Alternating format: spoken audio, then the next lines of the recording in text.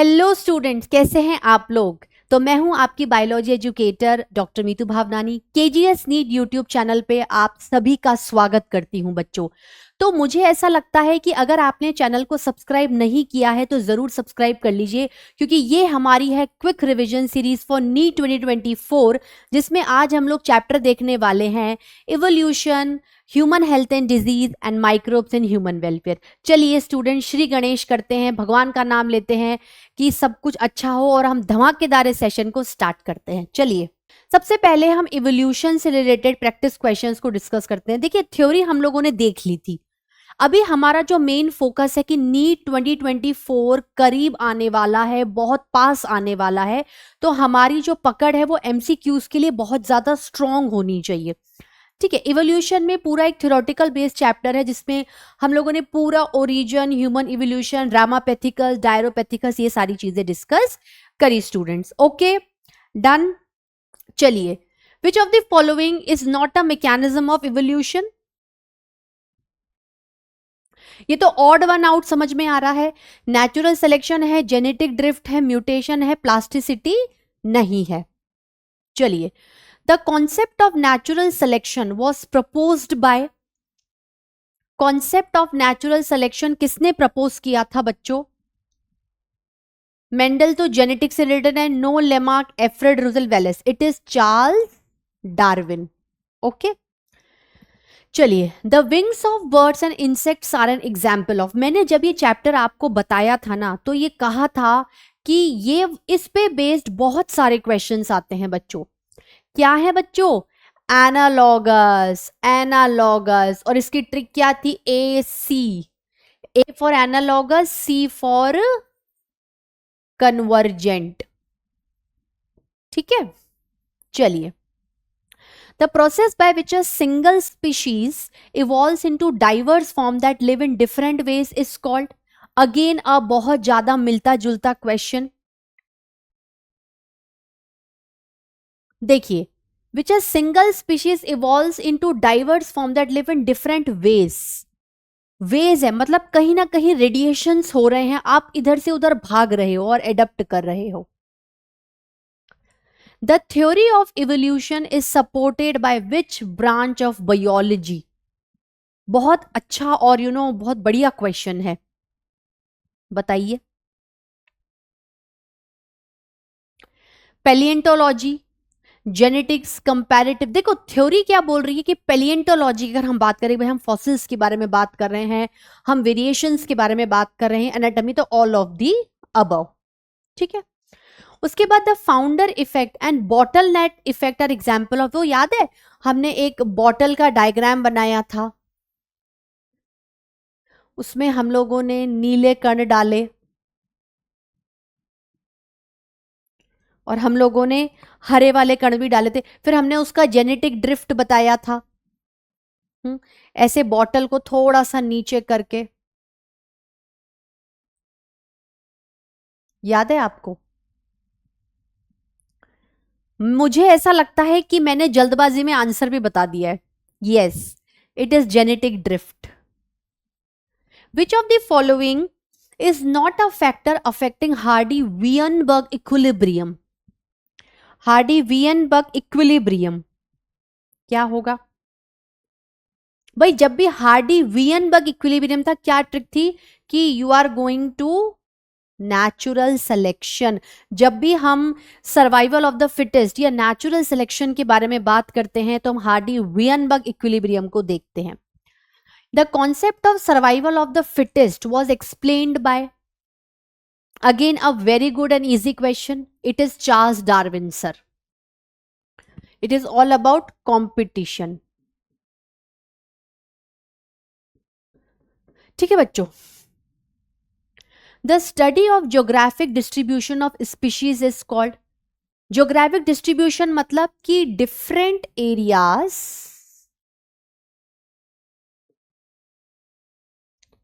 With different condition.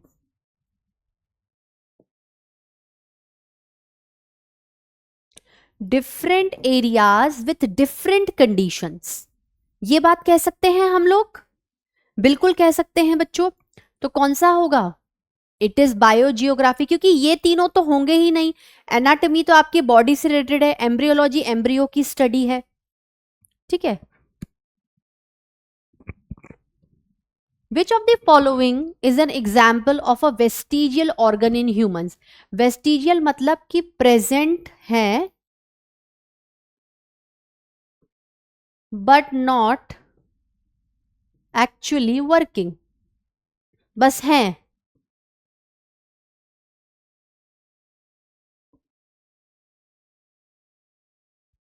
क्या होगा बच्चों? ये तो आसान सा है। क्या होगा बच्चों 10 का? Yes, it is vermiform appendix. कहाँ होता है?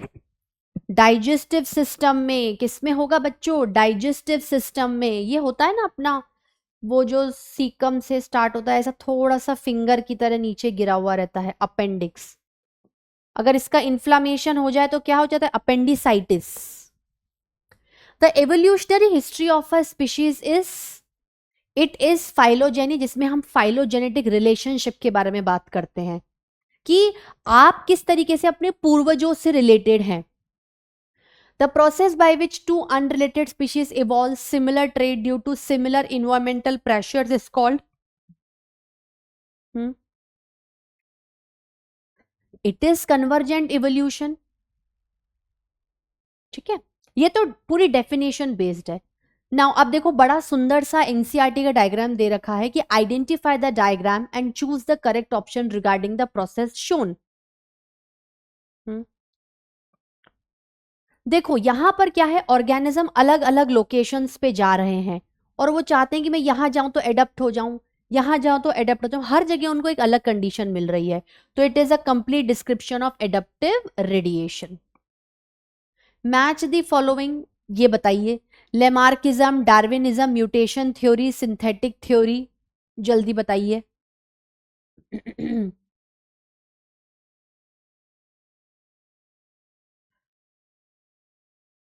देखिए, बी का क्या होगा? 4, सी का 2 होगा और डी का 1 होगा, ठीक है। So it is 3 4 2 1। Again match the following करिए। Natural selection, adaptive radiation, modern synthesis, mutation. सामने साइंटिस्ट के नेम दे रखे हैं, बताइए।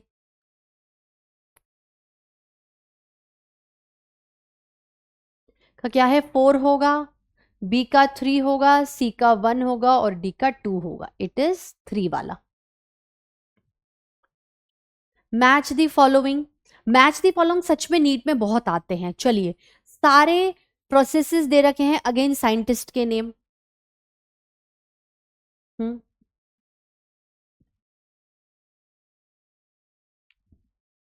ए का क्या होगा? 3 होगा, बी का 2 होगा, सी का 1, डी का 4, this one.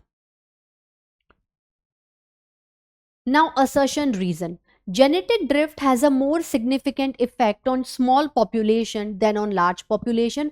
As in small population, chance event can lead to loss of certain allele causing significant change in allele frequencies. जब भी आप एक क्वेश्चन सॉल्व करें, आप इसको एक साथ पढ़िए। जैसे ही आप एक साथ पढ़ेंगे आपको आंसर समझ में आएगा। यहां पर रीजन एसर्शन को एक्सप्लेन कर रहा है कि भाई क्यों प्रिफर कर रहे हैं हम स्मॉल पॉपुलेशन का सिग्निफिकेंस, क्योंकि उसमें सर्टेन अलील्स में चेंजेस क्या है, फ्रीक्वेंसीज कम से कम देखी जाती हैं।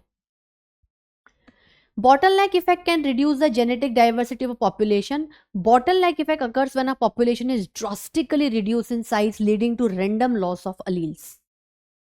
बताइए। Yes, again explaining, क्योंकि क्या है, यहां पर हम लोग जेनेटिक ड्रिफ्ट से रिलेटेड बारे में बात कर रहे हैं।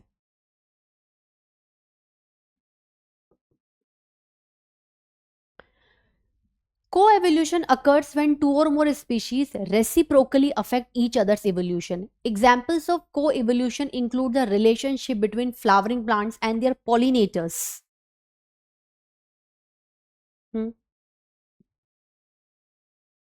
अगेन देखो, को एवोल्यूशन में हम कह रहे हैं कि भाई दो डिफरेंट स्पीशीज हैं। अब अगर दो डिफरेंट स्पीशीज तो रिलेशनशिप ही एग्जिबिट करेंगी। Yes, explaining. Convergent evolution lead to development of analogous, क्योंकि एसी ट्रिक थी। As analogous structure have different development origin but perform similar functions. Again it is explaining. Yes, यही होता है। Select the correct set of Australian marsupials exhibiting adaptive radiation. Again आप उस diagram को consider कर सकते हैं इसका आंसर निकालने के लिए। क्या होगा? It is numbat, spotted cuscus, flying phalanger. नहीं है तो डायरेक्ट लर्न कर लीजिए, ये डायरेक्ट क्वेश्चन पूछा जाता है। ठीक है बच्चों। Now among the Abel quartet, which is considered most important cause driving extinction of species, क्या लगता है आपको? It is due to habitat loss and fragmentation. Natural selection where more individual acquired specific character value other than the mean character value. याद है मैंने आपको एक graph बताया था यूं प्लॉट करके, उसमें से यही आंसर निकलेगा। बताइए। It is directional change. Which of the following statement is not true? इन चारों में से कौन सा ऐसा स्टेटमेंट है जो नॉट ट्रू है, मतलब बिल्कुल गलत लिखा गया है, ये बताना है आपको।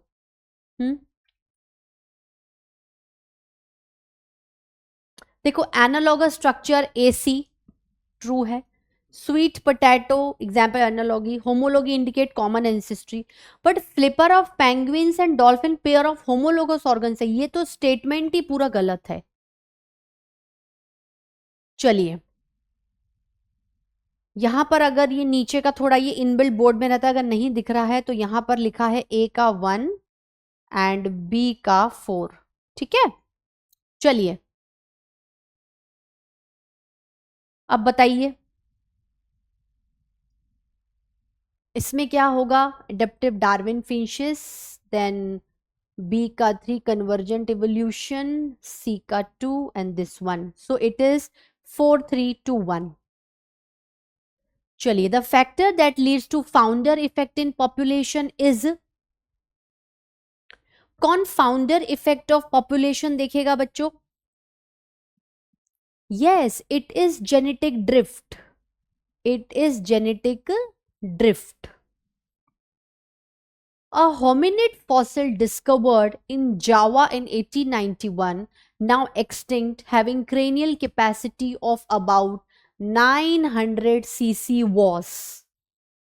देखो, होमिनिड है और 900 से मैंने आपको एक ट्रिक बताई थी कि जब भी हम लोग 900 पे जाते हैं तो इरेक्टस वर्ड को आप हमेशा याद रखिए। होमो इरेक्टस, होमो इरेक्टस। ठीक है।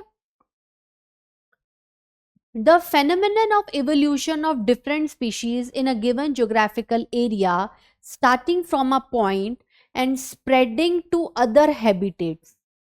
बताइए, अब बताइए। आसान सा क्वेश्चन है। एक ही पॉइंट पर हो, अलग अलग जगह पे जा रहे हो, अलग अलग ज्योग्राफिकल कंडीशंस को एडेप्ट कर रहे हो, इट इज एडेप्टिव रेडिएशन। देखो, ये रेडिएशन है, जो ऑर्गेनिज्म नंबर वहां आएगा, 2 यहां आएगा, एंड वेरियस ज्योग्राफिकल एरियाज हैं।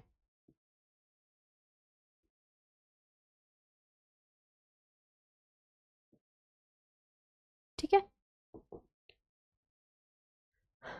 After about how many years of formation of earth life appeared on this planet. मतलब अर्थ बन गई, उसमें सब कुछ चीजें आ गई, लेकिन अभी लाइफ एग्जिस्ट नहीं हुई। वो कब हुई थी बच्चों? वो हुई थी 500 मिलियन ईयर्स। अब इसमें बड़ा कंफ्यूजन होता है कि अर्थ का वो तो बिलियन हुई थी, यहां पर हम लोग लाइफ के बारे में बात कर रहे हैं तो million. Embryological support for evolution was proposed bye.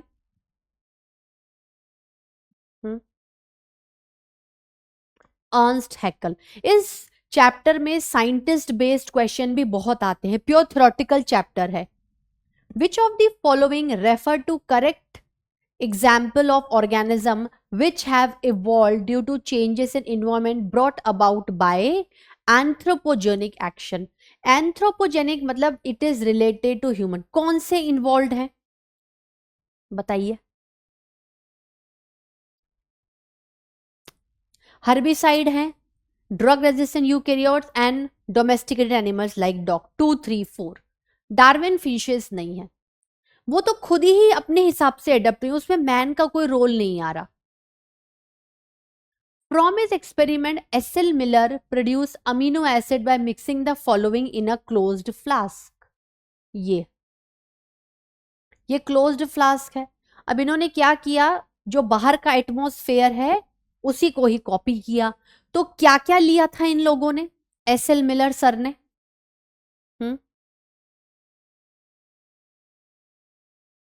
CH4H2NH3 water vapour eight 800। तो 600 वाला तो वैसे ही रॉन्ग हो जाएगा।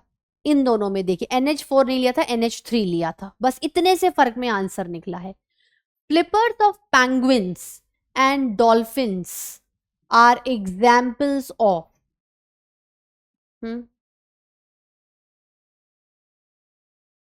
किसका एग्जाम्पल है बच्चों?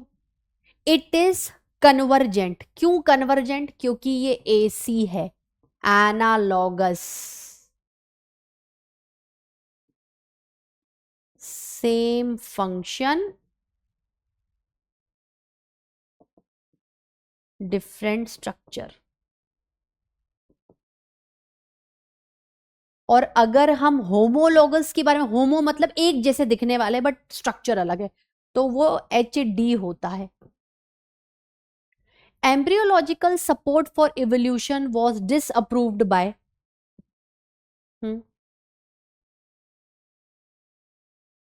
It is Karl Ernst von Baer. In a species, the weight of newborn ranges from 2 to 5 kg. 97% of the newborn with an average weight between 3 to 3.3 kg survive, whereas 99% of infant born with this weight or this die. Which type of selection procedure is? हम क्या कर रहे हैं, एक diversity लेके चल रहे हैं बच्चों के वजन में, और फिर हम ये चाहते हैं कि हम किस तरीके से सिलेक्शन दिखाएंगे। बताइए।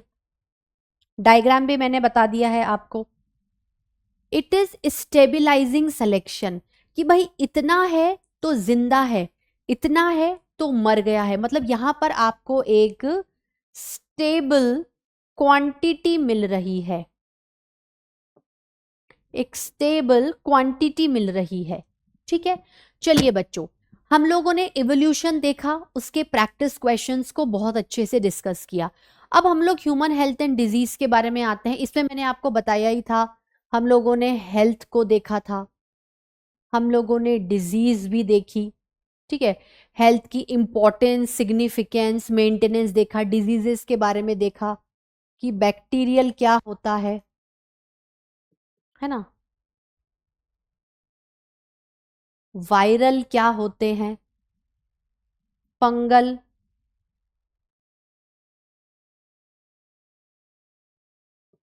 प्रोटोजोअल। ठीक है, fungal, protozoal, हेलमिंथ्स,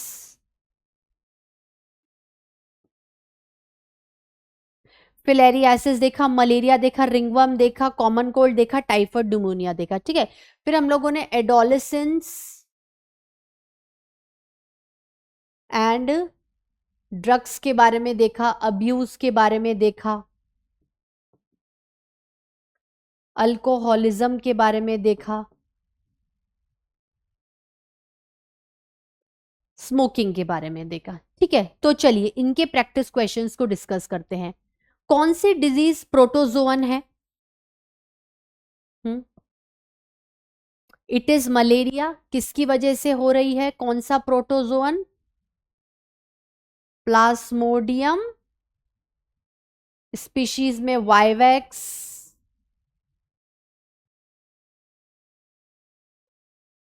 malariae and falciparum. Falciparum is deadly. Falciparum is deadly. The causative agent of AIDS is, it is HIV.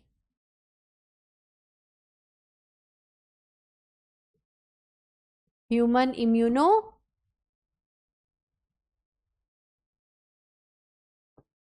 Deficiency virus. क्या होता है इसका structure?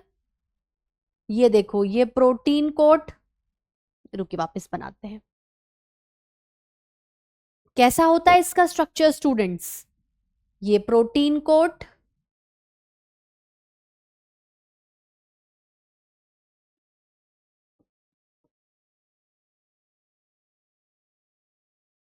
And single stranded RNA. ठीक है, चलिए, which of the following disease is not caused by virus? कौन सी disease virus से नहीं होगी? Yes, it is tuberculosis. बाकी तीनों वायरल डिजीजेस हैं। ठीक है, now which of the following is a vector borne disease? Vector मतलब कोई लिविंग ऑर्गेनिज्म, इंसेक्ट केयरिंग है, इंसेक्ट ने काटा तो ये पैथोजन आपकी बॉडी में घुस गया। It is malaria. It is malaria. किसके काटने से होगा? Female Anopheles.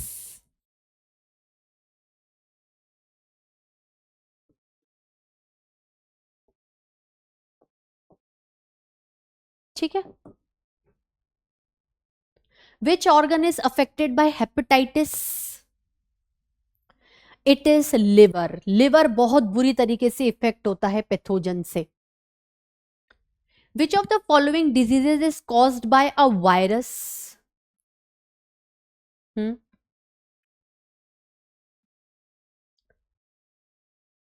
caused by a virus?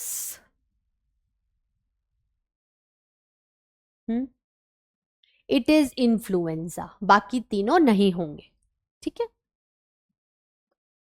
The bacterium responsible for causing tuberculosis. मतलब ये बात तो तय हो गई कि वो उस क्वेश्चन में हम लोग बिल्कुल सही थे कि वो वायरल डिजीज नहीं है, तो कौन सी किससे होगी?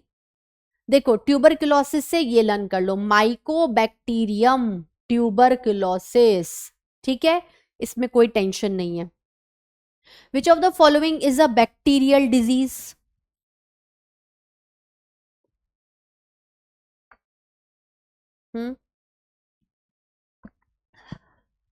Measles, smallpox, dinghy, tetanus.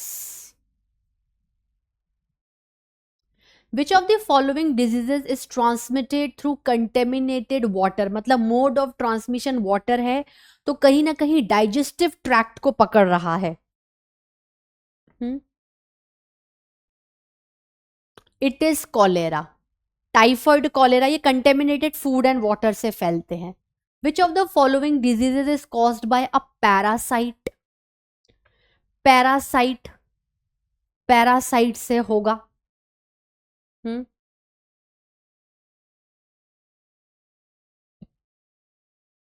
It is malaria, Plasmodium parasite. Which disease is caused by bite of female Anopheles mosquito? Again a very easy question. It is malaria. Which of the following is a viral disease transmitted by Aedes mosquito?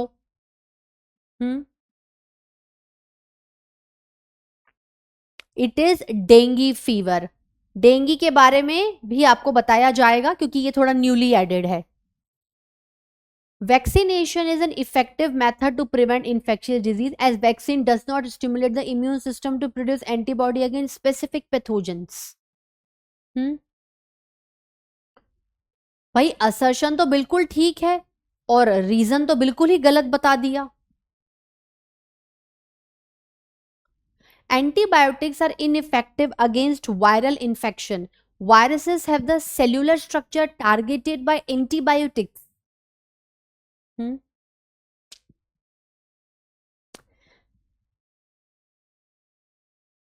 देखो, antibiotic का मतलब है, देखो antibiotic are ineffective against viral infection.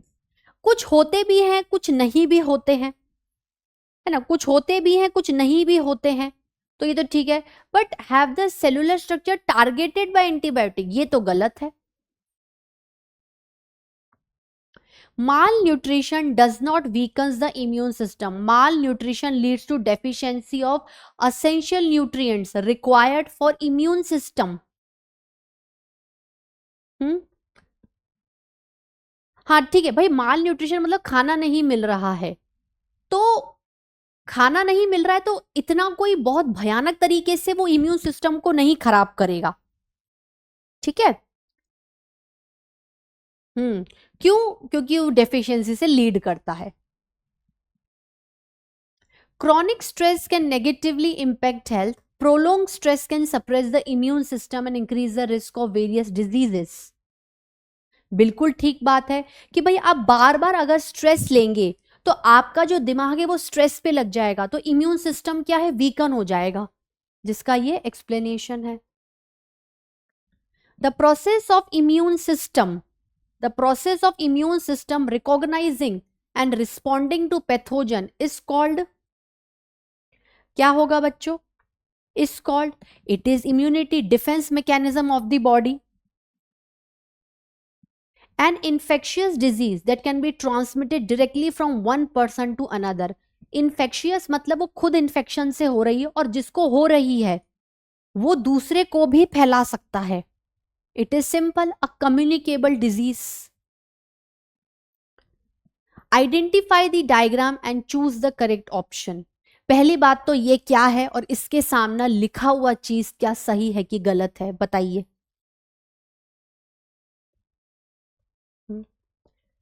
पहली बात तो ये बहुत बड़ा सा है तो ध्यान हमारा मैक्रोफेज पे जाएगा।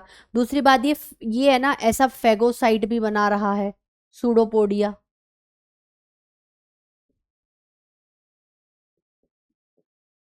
Engulf digest pathogen presenting antigen T liver, यहां पर क्या है, एंटीजन प्रेजेंटिंग रिसेप्टर्स भी होते हैं।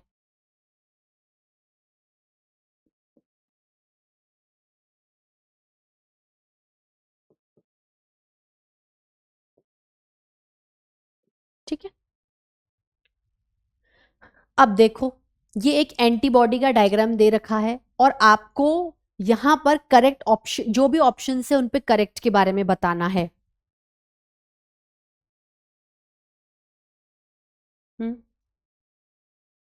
ये है क्या, पैथोजन तो है नहीं, एंटीजन भी नहीं, लिम्फोसाइट, मेरे अभी मैं बोल रही हूँ उससे पता चल रहा है ये एक एंटीबॉडी है produce by plasma cell to neutralise pathogen. भाई ये एंटीबॉडी का डायग्राम है ना, यहां पर क्या है आपके पास, ठीक है, heavy and light chain in which blood corpuscles HIV undergoes replication and produces progeny virus। HIV इसको इन्फेक्ट करेगा और कोशिश करेगा कि मेरे जैसा बन जाइए, जैसे कि पूरी बॉडी इन्फेक्ट हो जाए। T helper cell, T helper cell पे क्योंकि नाम क्या है, acquired immuno deficiency syndrome, acquired immunity जिसके अंदर जो सेल मीडिएटेड है वो किसकी वजह से है, टी हेल्पर सेल से। तो अगर ये खत्म हो गए तो सेल मीडिएटेड इम्यूनिटी खत्म, ह्यूमोरल मीडिएटेड इम्यूनिटी खत्म, पूरी एक्वायर्ड इम्यूनिटी खत्म, ठीक है। Which one of the following technique does not serve the purpose of early diagnosis of a disease for its early treatment। मतलब कोई भी बीमारी हो गई है, आप ये टेस्ट बहुत जल्दी कर रहे हो, आपको कुछ भी नहीं समझ में आएगा, कुछ भी नहीं पता चलेगा। अगर आप ब्लड और यूरिन एनालिसिस करोगे तो इनिशियली अगर आप किसी भी डिजीज को पहचानना चाहते हो नहीं पता चलेगा। मतलब एड्स की डिजीज में क्या है, it is actually indicating AIDS की डिजीज, क्योंकि वायरस जब घुसता है तो कुछ करता ही नहीं है, जब वायरस घुसता है तो कुछ करता ही नहीं है, तो करता नहीं है तो सिम्टम नहीं आएंगे। जब तक आपको बॉडी में दिक्कत नहीं आएगी आप क्यों डॉक्टर के पास जाएंगे, और जब तक आप डॉक्टर के पास नहीं जाएंगे वो सिम्टम सुन के डायग्नोसिस नहीं कराएंगे, और अगर करवा भी दिया तो इस बीमारी के बारे में तो नहीं पता चलेगा। चलिए मैच दी कॉलम करिए।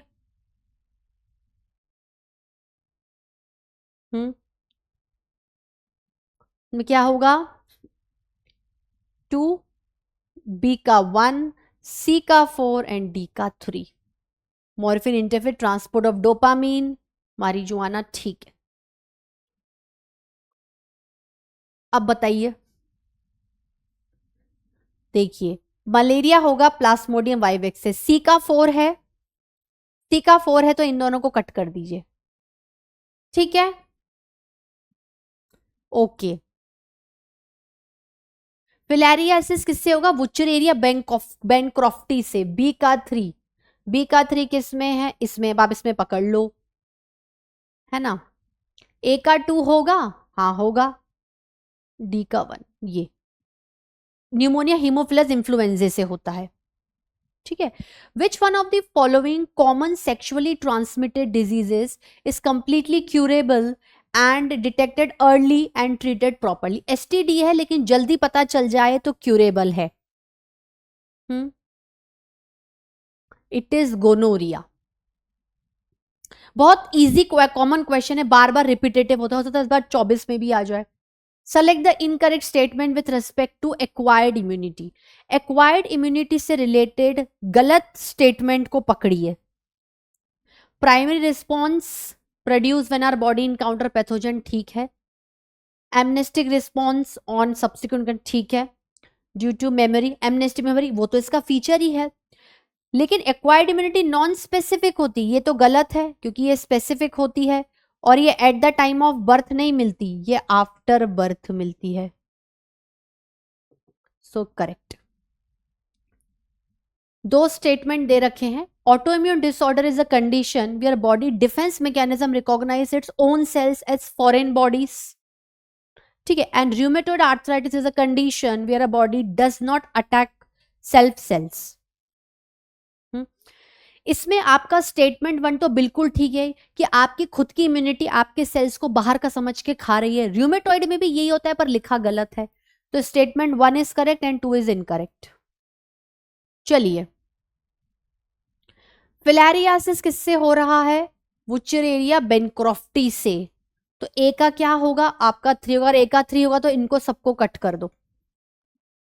अब बताओ, बी का 4 होना चाहिए, बी का 4 होना चाहिए, ठीक है। उसके बाद सी का 1 होना चाहिए, सी का 1 होना चाहिए, और रिंगवॉर्म किससे होता है? 2 से, Trichophyton. The yellowish fluid colostrum secreted by mammary glands of mother during initial periods of lactation has abundant antibody. This type of immunity, जब बच्चा पैदा होता है तो बोलते हैं कि शुरू के 6 महीने माँ को बच्चे को अपना दूध पिलाना है, पर जब वो पैदा होता है तो शुरुआत में जो दूध आता है ब्रेस्ट से वो बहुत ही गाढ़ा येलो कलर का होता है, उसमें बहुत सारी एंटीबॉडीज है और वही बच्चा पीकर रेजिस्टेंस लेता है, वही बच्चा पीकर रेजिस्टेंस है। तो इसमें कैसी इम्यूनिटी है? मतलब ये एंटीबॉडीज बच्चा खुद से नहीं बना रहा है, मां से ले रहा है। Passive immunity, not synthesised by infant body. चलिए, अब अगेन मिलाइए। मलेरिया किससे होगा? प्लाज्मोडियम वाइवेक्स से। फिलेरियासिस किससे होगा? वुचरेरिया बेनक्रॉफ्टी से। निमोनिया ए से होगा, टाइफॉइड डी से होगा। तो डीसीएबी कौन सा है? DCAB, first one, easy question. चलिए, identify the wrong statement with respect to immunity. गलत स्टेटमेंट बताइए।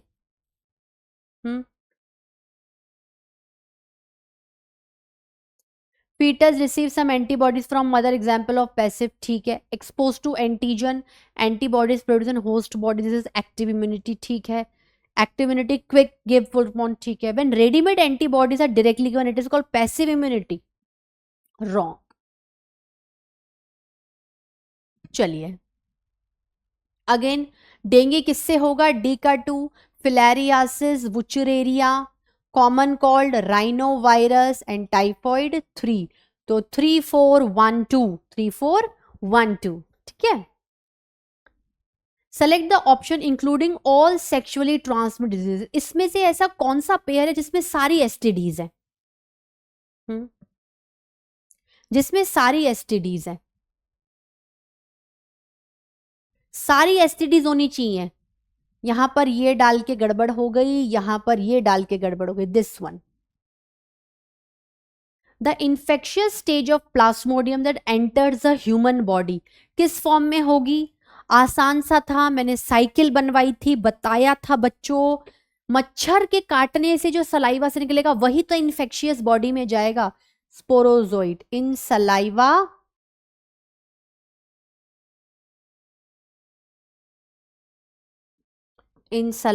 Of mosquito.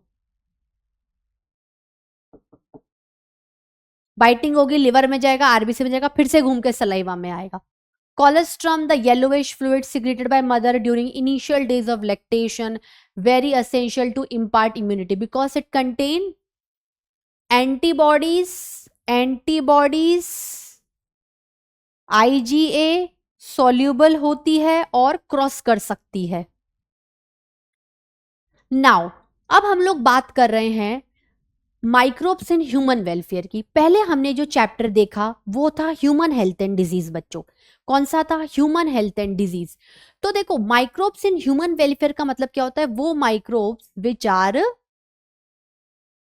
Useful, which are very useful to अस।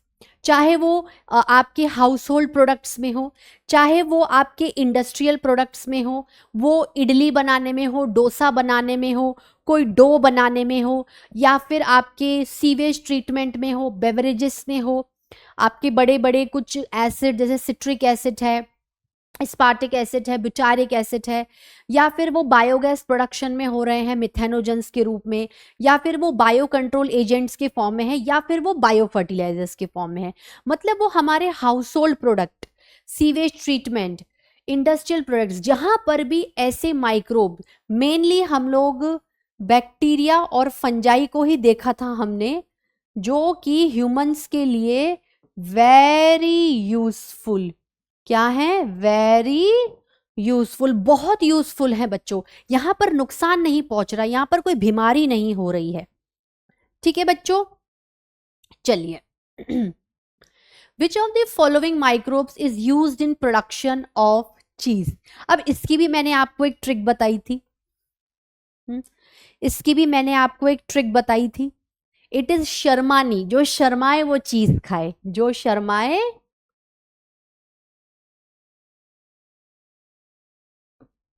वो चीज खाए।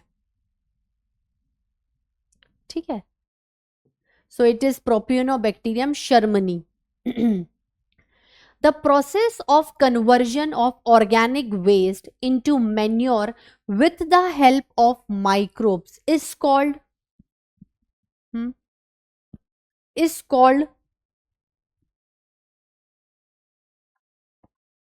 it is composting. It is composting. Which of the following used as immunosuppressive agent?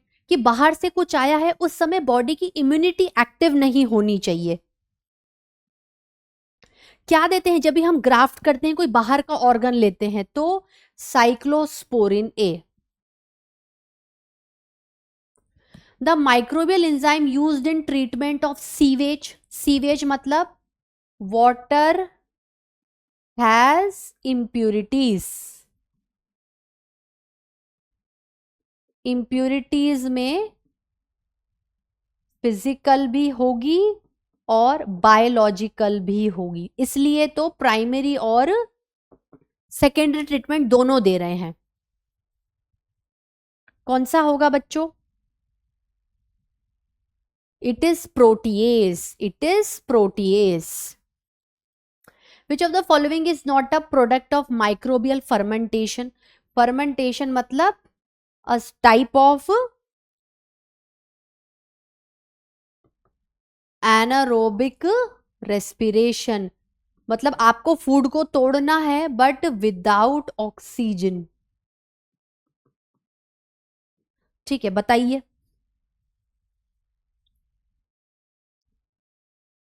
It is baking soda, इसमें ऐसा कोई procedure नहीं है।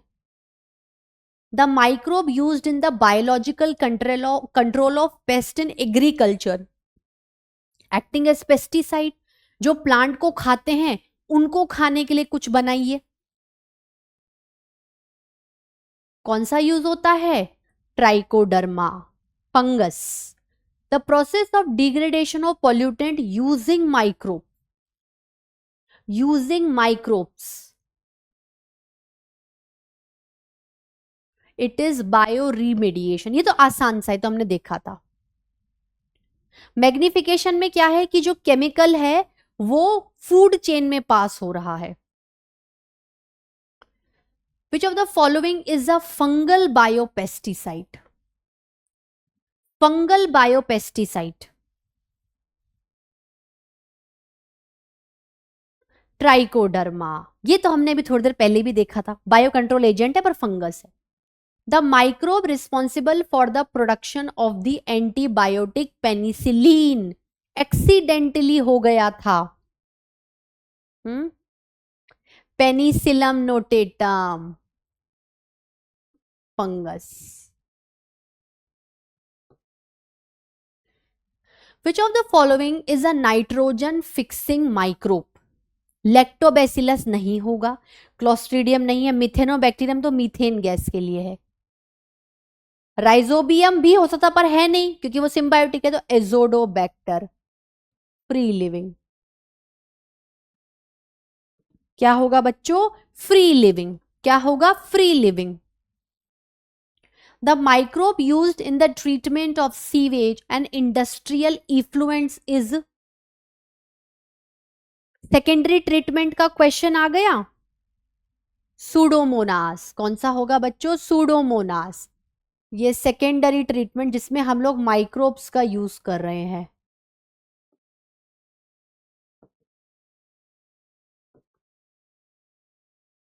चलो, which of the following is a commercial application of microbes in dairy industry? Dairy मतलब milk और milk based products, yoghurt, butter, cheese सभी तो है, all of these. The process of conversion of milk into curd, it is fermentation anaerobic. भाई आप दूध को Luke warm करके दही मिक्स करके ढक्कन लगा के रात भर रखते हैं तो दही जमती, क्योंकि उसमें आप ऑक्सीजन की एंट्री नहीं दे रहे हैं। ठीक है। The microbe use in the production of citric acid, again मैंने आपको ये टेबल लिखाई थी, citric acid, it is Aspergillus Niger, Aspergillus Niger. Microbes for the production of antibiotic, streptomycin.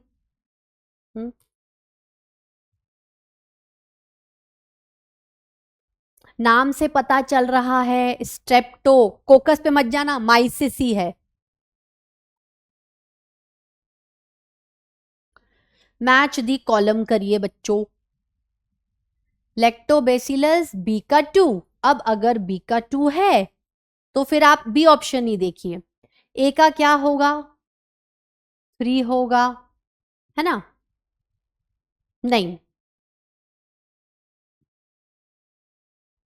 हाँ, ए का 3 होगा, देन आपका सी का 1 होगा, हम्म, एंड डी का बताइए, है ना? बिल्कुल, मैच कर लिया आप लोगों ने।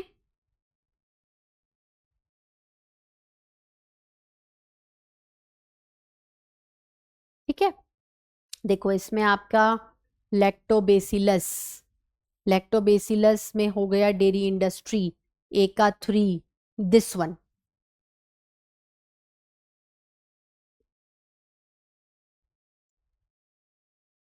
है ना? नहीं, इसको मुझे लगता है वापस से मिलाना पड़ेगा, हम कुछ गलती कर रहे हैं। पेनिसिलम क्या है? डी का 1, एंटीबायोटिक प्रोडक्शन, है ना? ठीक है, उसके बाद आपका यहां पर क्या है, आप लोग देखिए, सी का 3 होगा क्या? ठीक है, एंड ए का, मुझे लगता है ये थोड़ी सी गड़बड़ हो गई है ऑप्शंस में ना, हल्की सी गड़बड़ हो गई है।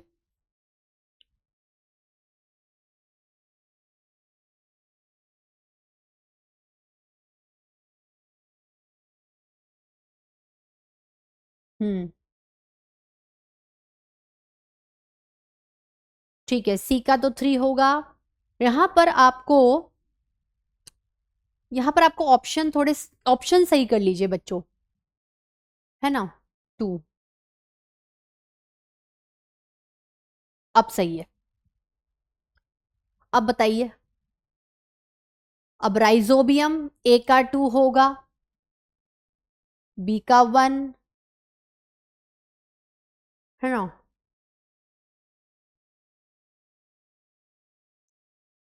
उसके बाद ठीक है, तो आपका अब लगा लोगे।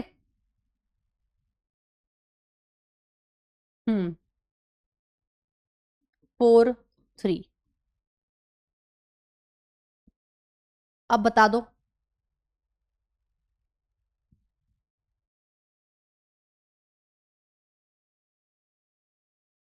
88 का बताओ।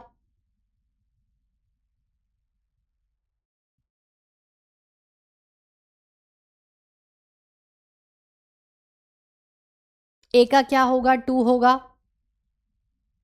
बी का 1 होगा, 3 होगा, 4 होगा।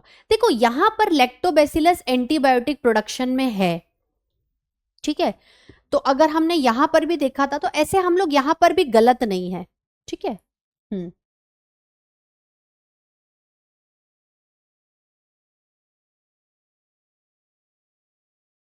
1 3 4, उसमें आप सही करके डी कर सकते हैं। Mycorrhizal fungi increases the availability of phosphorus to plants. Mycorrhizal fungi secrete acid that dissolve phosphorus in the soil. हम्म, भाई माइकोराइजा करते हैं सिक्रेट एसिड डिजोल्व नहीं। अगर आप दोनों को बहुत ज्यादा ध्यान से देखेंगे तो सही तो है, पर ये इसको एक्सप्लेन नहीं कर रहे हैं। Lactobacillus bacteria use in the preparation of curd from milk. Lactobacillus bacteria ferment lactose in milk to produce lactic acid. बताइए। यस, आपने इसको डाला है तो ये क्या कर रहा है, उससे लैक्टिक एसिड, दही में एसिड होता है ना, लैक्टिक एसिड, फर्मेंटेशन होगा ना without oxygen.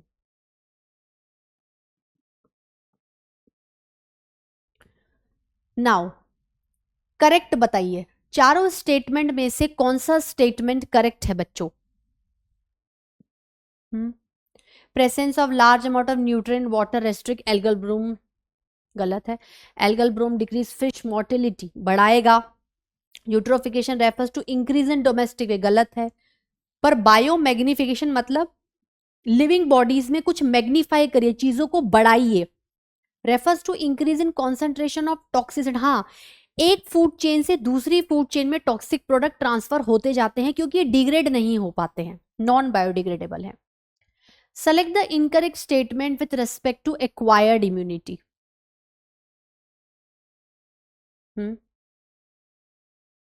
Incorrect,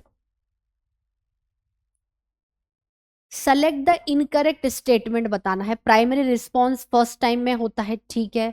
subsequent encounters होते हैं एमनेस्टिक में। Due to memory of first encounter anamnestic, memory का तो एक्वायर्ड है ही। एक्वायर्ड इम्यूनिटी नॉन, ये गलत हो गया। क्या होता है, ये वाला ऑप्शन इसके लिए सही है क्योंकि ये स्पेसिफिक होगा और आफ्टर बर्थ होगा। Which of the following is a correct statement, कौन सा स्टेटमेंट बिल्कुल सही है बताइए। BT cotton indicate genetically modified, नहीं। Somatic hybrid involve fusion of two complete plant cell carrying desired gene, different होंगे। Flavr Savr variety of tomato has enhance the production of ethylene, the anti hirudin is being produced by transgenic Brassica, this is true, इससे ही production होता है। चलिए match the column करिए,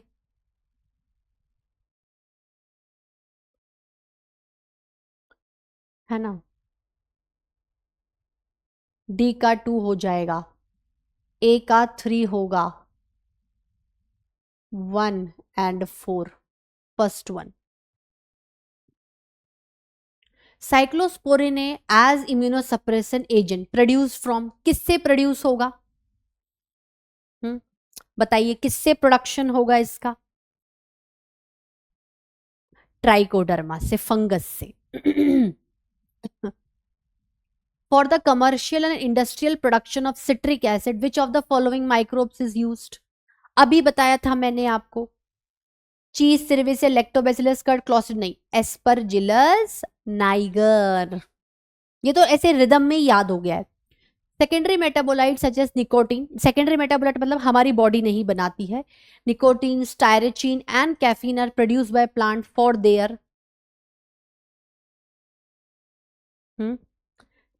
there defence action. ठीक है, चलिए। एस्परजिलस नाइगर डी का 3, सिट्रिक एसिड डी का 3 है तो ये दोनों तो काट दो। इसके बाद क्लोस्ट्रीडियम बुटाइलिकम, तो सिट्रिक एसिड होगा, सिट्रिक एसिड होगा ना इसका।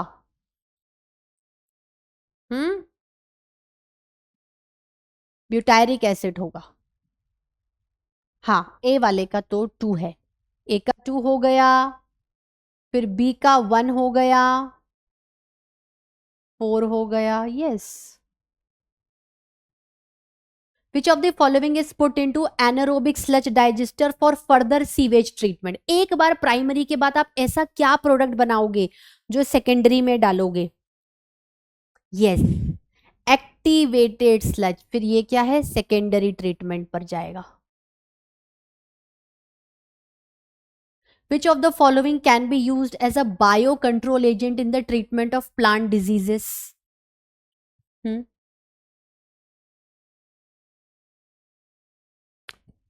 याद रखिए, फंगस बायो कंट्रोल एजेंट है, fungus trichoderma. Select the correct group of bio control agents.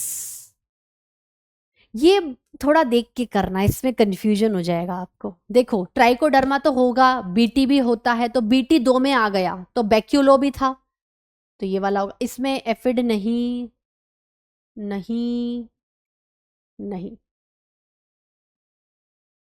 Match the column करिए। बताइए।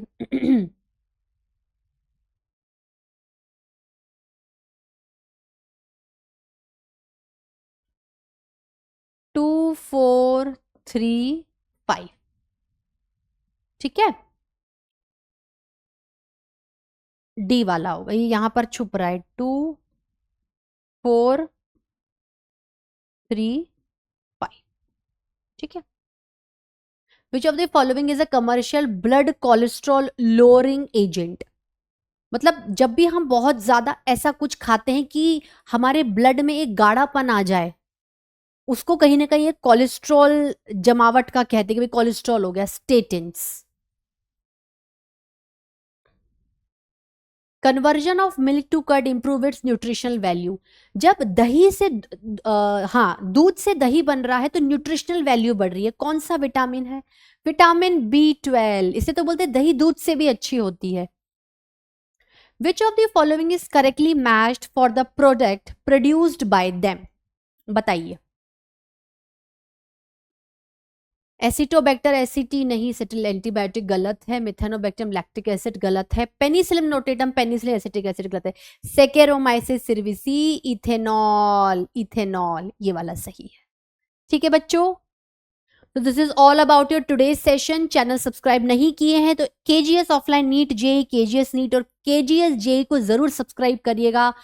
बहुत अच्छे क्वेश्चंस करें, इसको दोबारा करिए, अपने ग्राफ को देखिए कि कहाँ आप सही हैं, कहाँ आप गलत हैं। नए सेशन क्विक रिवीजन सीरीज के साथ मैं दोबारा आप सभी से मिलूंगी। तब तक के लिए नमस्कार, thank you so much, bye bye and have a nice day.